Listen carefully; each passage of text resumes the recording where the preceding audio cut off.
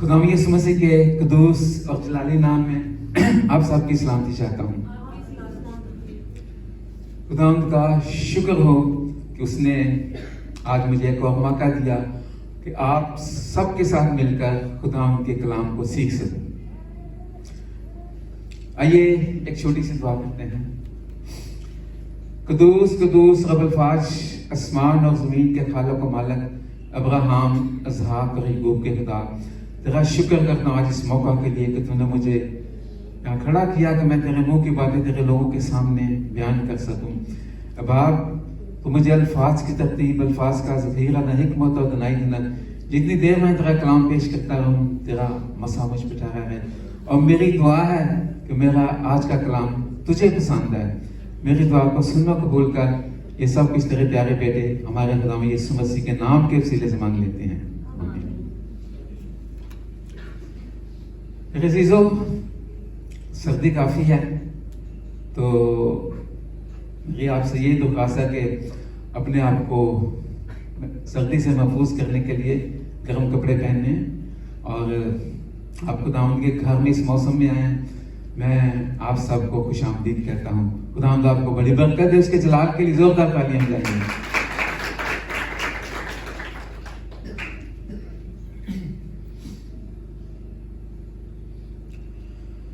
عزیزو، ہمارا خداوند ترتیب کا خدا ہے، اور دنیا کا یہ جو نظام ہے وہ اپنی ترتیب سے چلا رہا ہے۔ جیسے اس نے موسموں کو ترتیب دے رکھی ہے، دن رات، سورج چاند ستارے سب کی اس کی تعریف سے طلوع اور غروب ہوتے ہیں۔ زمین آسمان ہر ایک چیز اس کی ترتیب کے تابع ہے۔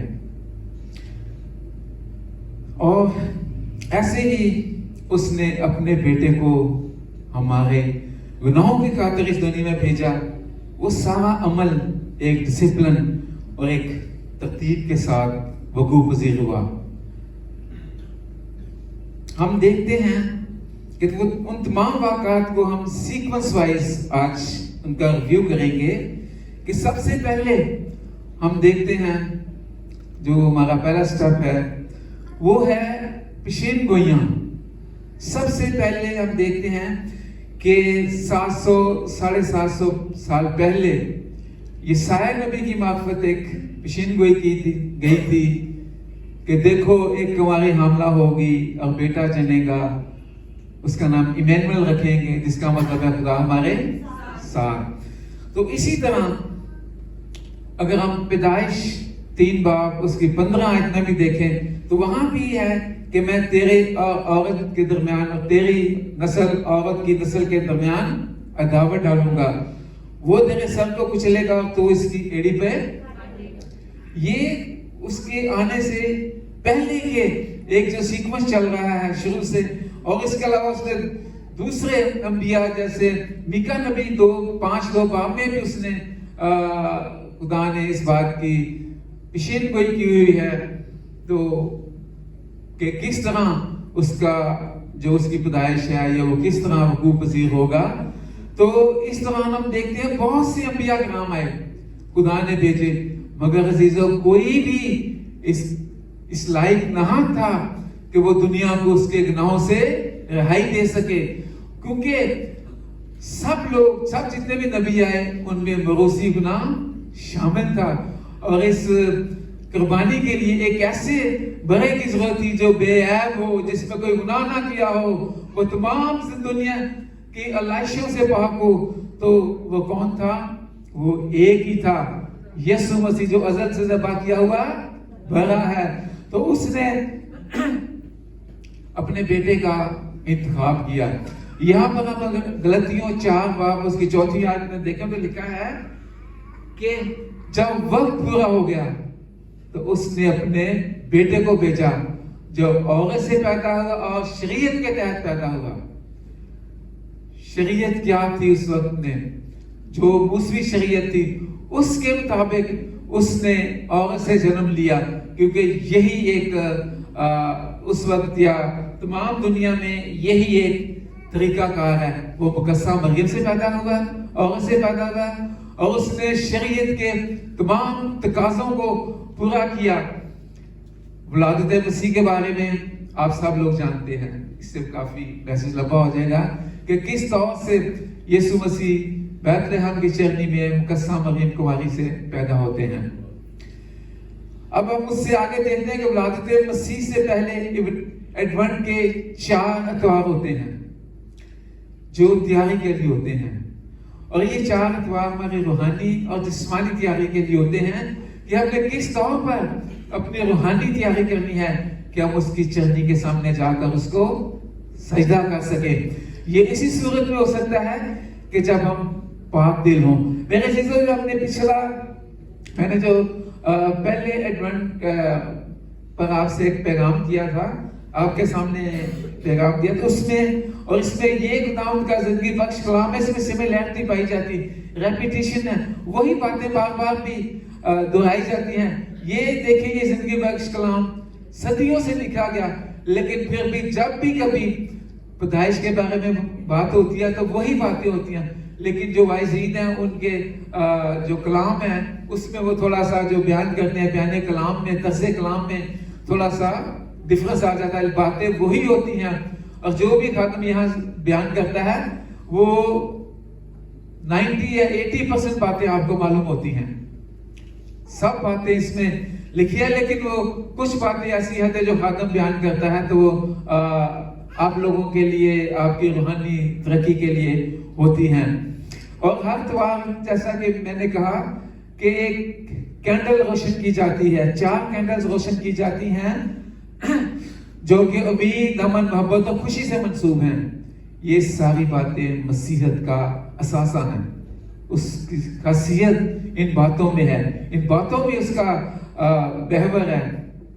اور اس کے بعد 5ویں اتوار ہم بڑی دھوم دھام سے عید ولادت المسیح یا کرسمس یا بڑا دن مناتے ہیں. اس دن کیا ہوتا ہے, کلمہ جسم لے لیتا ہے, کلام مجسم ہوتا ہے. یوحنا رسول کی انجیل کے اس کے پہلے باب اور اس کی 14ویں آیت میں ہم دیکھیں تو لکھا ہوا ہے, اور کلام مجسم ہوا اور فضل اور سچائی سے معمور ہو کر ہمارے درمیان رہا. ہم نے اس کا ایسا جلال دیکھا جیسے باپ کا جلال, باپ کے اکلوتے کا جلال. میرے عزیزو, اس دن جو ہم نے کرسمس جو منایا, یہ ایک عالمگیر دن ہے. دیکھیے کتنی خوشی کی بات ہے کہ اس 25 تاریخ کو ساری دنیا میں ایک ہی دن اس کا یوم پیدائش منایا جاتا ہے. یہاں آپ دیکھتے ہیں کہ دوسرے مذاہب میں ایک ایک شہر میں کتنے یہ منائے جاتے ہیں. تو اس دن جیسا کہ آپ سب جانتے ہیں کرسمس ٹری سجائے جاتے ہیں بڑے بڑے بازاروں میں, بڑے بڑے شاپنگ مالز میں. کوئی بھی دنیا کا ملک ہو, چاہے وہ غیر مسیحی ملک ہو, اسلامی ملک ہو, وہاں پر بڑے بڑے کرسمس ٹری سجائے جاتے ہیں. آپ نے یہاں پاکستان میں بھی دیکھا کہ بڑے بڑے شاپنگ مالز میں کرسمس ٹری سجائے جاتے ہیں, سجاوٹ کی جاتی ہے. چرچز میں, گھروں میں اس کی بڑی سجاوٹ کی جاتی ہے, کیونکہ یہ ایک بہت بڑی خوشی کا دن ہے, کیونکہ اس دن ایک دنیا کے نجات دینے کا جنم دن ہوا ہے. اور تمام دوسرے یورپی ممالک میں تو 1 ماہ تک اس کا جشن رہتا ہے, اور اس دن کو منانے کے لیے تمام دنیا میں دوسرے ممالک میں اتنی سیلز لگا دی جاتی ہیں کہ جو لوگ وسائل نہیں رکھتے, سب ملکوں میں ایسا ہی ہے, سب کے پاس پورے وسائل نہیں ہیں, تو جن کے پاس نہیں ہیں ان کے لیے سیلز لگا دی جاتی ہیں تاکہ وہ بھی اس دن کو منا سکیں. اب جب ہم آگے اگلی ترتیب میں آتے ہیں تو ہم دیکھتے ہیں کہ یسوع مسیح کی جب بیت لحم میں پیدائش ہوئی تو سب سے پہلے اس کی خوشخبری, خوشی کی بشارت کن کو دی گئی, گڈریوں کو, چرواہوں کو. لکھا ہے کہ گڈریے جو رات میں اپنے غلہ کی نگہبانی کر رہے تھے تو خداوند کا فرشتہ ان کے پاس آ کھڑا ہوا, اس کا نور چمکا, نور کیونکہ نوروں کے بادشاہ کی پیدائش تھی. اور وہ لکھا ہے کہ اس میں بہت گھبرا گئے. کیوں گھبرا گئے؟ اس وقت یہ خیال کیا جاتا تھا کہ جس کسی کو خداوند کا فرشتہ نظر آئے اس کی موت واقع ہو جاتی ہے.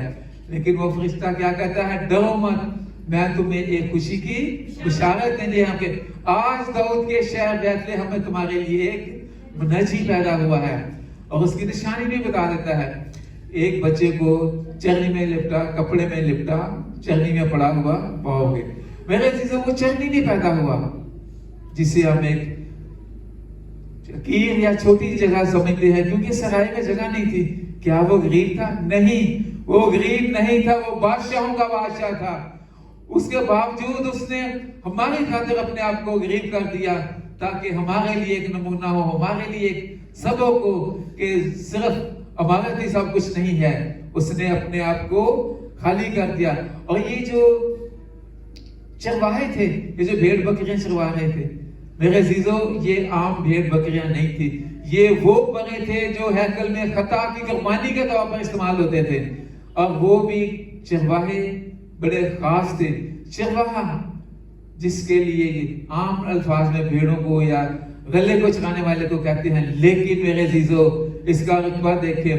یسوع مسیح نے کہا, میں اچھا چرواہا ہوں, میں بھیڑوں کا دروازہ ہوں, میری بھیڑیں میری آواز سنتی ہیں, میں نام بنام انہیں پکارتا ہوں تو وہ مجھے جواب دیتی ہیں. اس کے علاوہ ہم دیکھتے ہیں کہ بہت سے نبی بادشاہ بھی چروائے تھے. داؤد نبی کو آپ دیکھیں کہ جس وقت اسے بسا کرنے کے لیے گیا تو وہ اپنے باپ کی بھیڑ بکریاں چرا رہا تھا. موسیٰ کو دیکھیں, وہ بھی جب اسے خداوند نے اپنی بلاہٹ کے لیے بلایا تو وہ بھی اپنے خسر یترو کی جو مدیان کا کاہن تھا اس کی بھیڑ بکریاں چروا رہا تھا. تو اس کے بعد اگلا سٹیپ ہم دیکھیں, 8 دن ہوتے ہیں. 8 دن کے بعد یسوع مسیح کا ختنہ کیا جاتا ہے. اس کا نام رکھا جاتا ہے. کون سا نام؟ جو فرشتہ نے اس کے رحم میں پڑھنے سے پہلے دیا گیا تھا, یسوع نام, جس کا مطلب کیا ہے؟ گناہوں سے نجات دینے والا.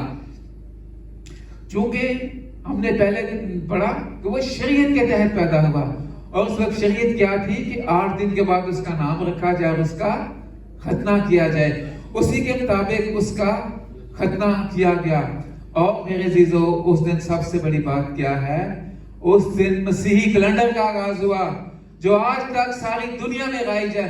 دنیا کا کوئی کاروبار, کوئی کام ہو, وہ اسی مسیحی کیلنڈر کے مہینے منت ہے.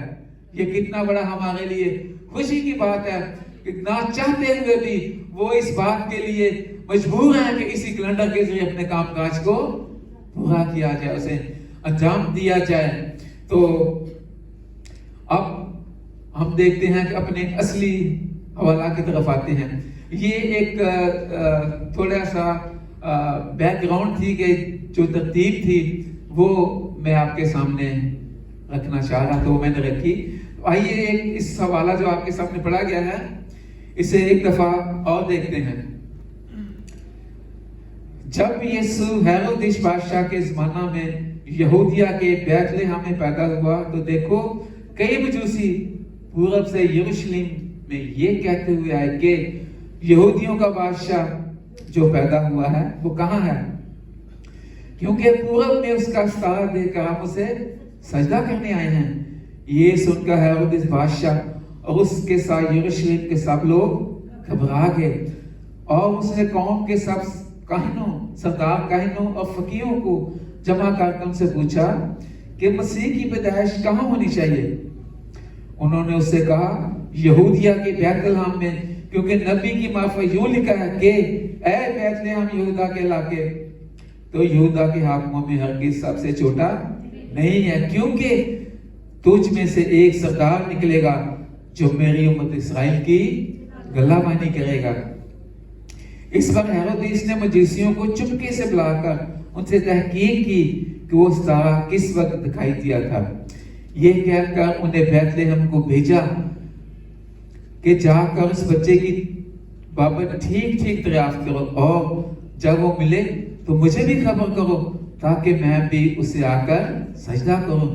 وہ بادشاہ کی بات سن کر روانہ ہو گئے, اور دیکھو جو ستارہ انہوں نے پورب میں دیکھا تھا وہ ان کے آگے آگے چلا, یہاں تک اس جگہ کے اوپر جا کر ٹھہر گیا جہاں وہ بچہ تھا. وہ ستارے کو دیکھ کر نہایت خوش ہوئے, اور اس گھر میں پہنچ کر بچے کو اس کی ماں مریم کے پاس دیکھا, اس کے آگے گر کر سجدہ کیا, اپنے ڈبے کھول کر سونا اور لبان اس کو نظر کیا, اور ہیرودیس کے پاس پھر نہ جانے کی ہدایت پر خواہ میں وہ دوسری رات سے اپنے ملک کو روانہ ہوئے. میرے عزیزو, آج جو میرا آج کا عنوان ہے وہ ہے ایپیفنی, فیسٹ آف ایپیفنی. یہ عید ظہور بھی ہے, غیر اقوام پر یسوع مسیح کی پیدائش کا ظہور ہونا, اس کا آشکارا ہونا, اس کا ظاہر ہونا, اپیرنس, میڈیٹیشن. یہ جو عید ہے یا جس مناتے ہیں دن, یہ کرسمس کے 12 دن کے بعد ہوتی ہے, اور 6 تاریخ کو ڈے بفور یسٹرڈے 12 دن پورے ہوتے ہیں, اور یہ عید اس دن منائی جاتی ہے 12 دن کے بعد. یہاں پر ایپیفنی جو لفظ استعمال ہوا ہے, یونانی یہ لفظ ہے جس کا مطلب ہے ظہور ہونا, ظاہر ہونا, آشکارا ہونا, اپیرنس یا میڈیٹیشن. اس کا ظہور غیر قوموں پر آشکارا ہوا. مجوسی وہ غیر اقوام سے تھے, وہ مسیحی نہیں تھے. اس حوالہ میں ہم دیکھتے ہیں, چونکہ یہاں پر مجوسیوں کا اس کے کردار کے بارے میں سارا ذکر ہے, اور مجوسی جن کو یونانی زبان میں ان کے لیے میگوس کا لفظ استعمال ہوا ہے, اور یہ اپنے علوم, اپنی رسومات میں سے بہت واقفیت رکھتے تھے, اور فالگیری اور علم نجوم, ستاروں کا علم, اور اس بات میں بڑے ماہر سمجھے جاتے تھے. اسی لیے ان کو انگلش میں ان کو وائز مین یا مجاہی بھی کہا جاتا ہے, کیونکہ یہ ان کے بارے میں ان کو بہت تعلیم تھی, ان کو دانشمند بھی تصور کیا جاتا تھا. متی 2 باب میں اس وقت وہ ارباب دانشمند تھے جو فلسفہ, علوم اور حکمت کے ماہر تھے. انہیں مسیح موعود کی پیدائش کے متعلق مسیحی جو یہودی جو پیشن گوئیاں تھی اس کے مطابق ان کو واقفیت تھی. اسی لیے وہ ستارہ کی روشنی میں چلتے ہیں کہ چل کر دیکھیں کہ وہ جو بادشاہوں کا بادشاہ پیدا ہونے والا ہے وہ کہاں ہے. اور وہ ستارہ جنہوں نے پورب سے نے دیکھا تھا, لکھا کئی مجوسی کا ذکر ہے, اس ستارے کی رہنمائی میں چلتے ہیں. وہ ستارہ ایک ایسا روشن ستارہ جس کی چمک دمک باقی ستاروں سے زیادہ تھی. اس کا نور دوسرے ستاروں سے زیادہ تھا. کیوں تھا؟ کہ وہ نوروں کے بادشاہ یسوع مسیح کی آگاہی دے رہا تھا. اس کے وجہ سے اس کا نور زیادہ تھا. وہ جو یہ مجوسی تھے وہ خود بھی بادشاہ تھے. جیسے ہم گیت گاتے ہیں, ہم 3 بادشاہ مشرق سے ہیں. تو دیکھیے کہ وہ بادشاہ کا پتہ کرنے آتے ہیں, اور کس کے گھر جاتے ہیں؟ بادشاہ ہیرودیس کے گھر. بادشاہ ہیرودیس کے گھر جاتے ہیں. پتہ کس کا کرنے جاتے ہیں؟ بادشاہوں کے بادشاہ یسوع بادشاہ کا پتہ کرنے جاتے ہیں, کیونکہ اس کے لیے کسی عام شخص کے گھر میں جانا نہیں تھا, اسی کے بادشاہ کے گھر میں جانا تھا. اور جب وہ اس کے گھر سے اس کے پاس جا کر معلوم کرتے ہیں تو وہ مکار شخص ہے, وہ یسوع مسیح کو قتل کروانا چاہتا ہے. اسے اس بات کی خوشی نہیں ہے کہ میرے ہوتے ہوئے کہ دوسرا بادشاہ بھی آئے.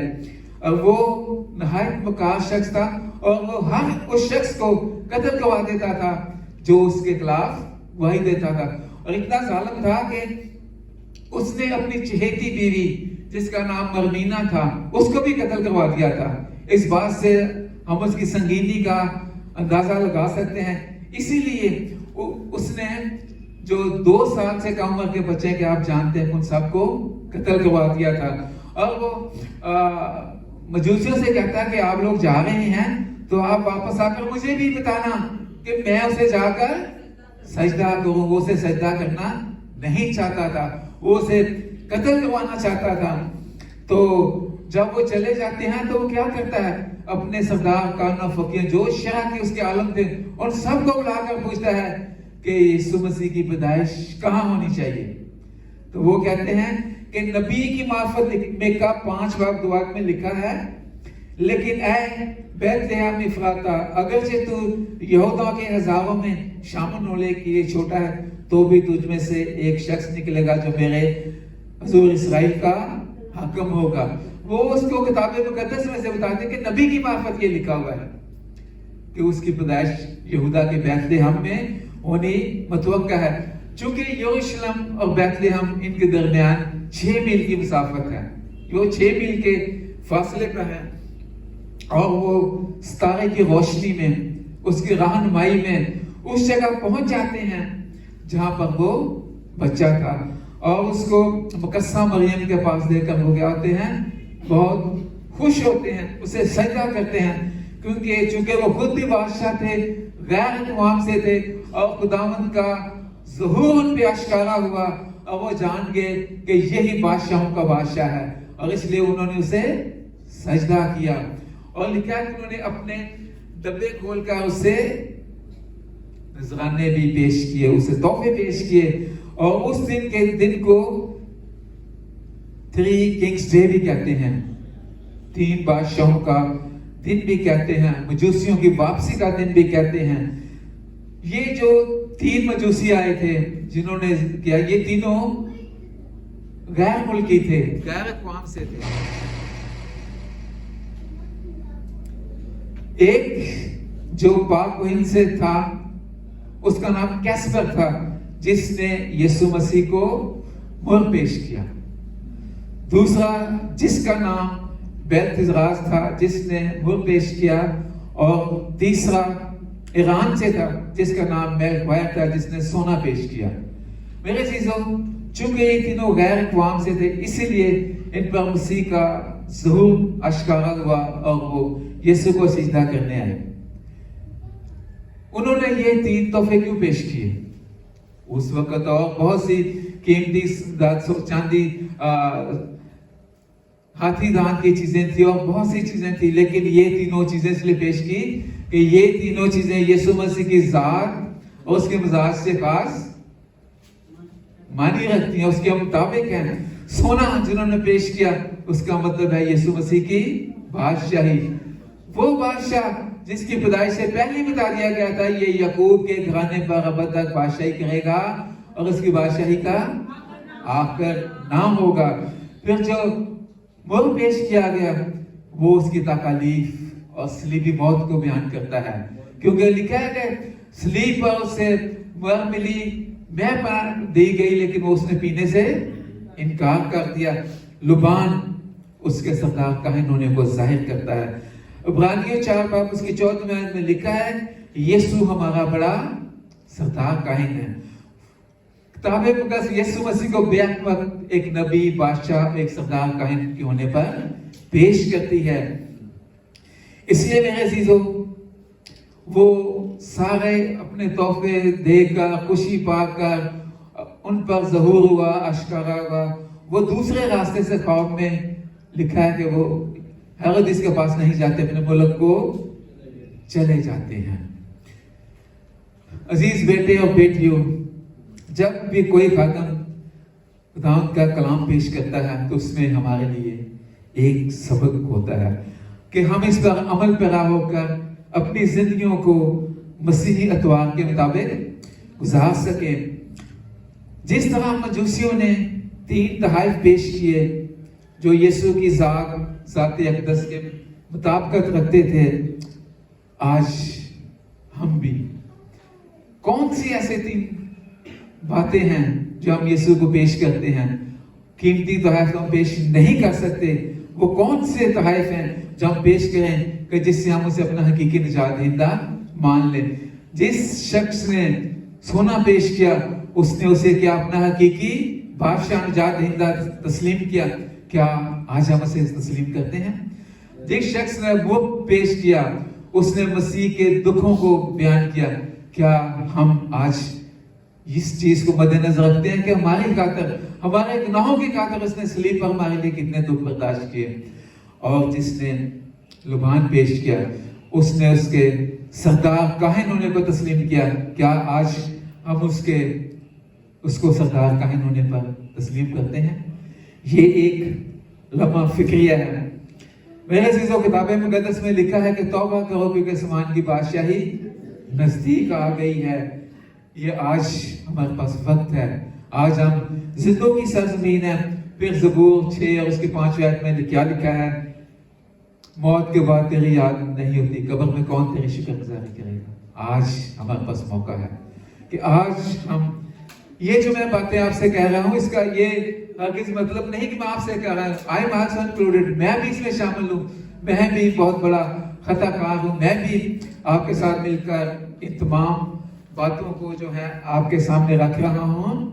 جس طرح مجوسیوں نے مسیح کو اس کی ذات اور مزاج کو مد نظر رکھتے ہوئے تحائف پیش کیے، کیا آج ہم بھی اس کی ذات اور مزاج کے موافق تحائف پیش کر سکتے ہیں؟ جی بالکل ہاں.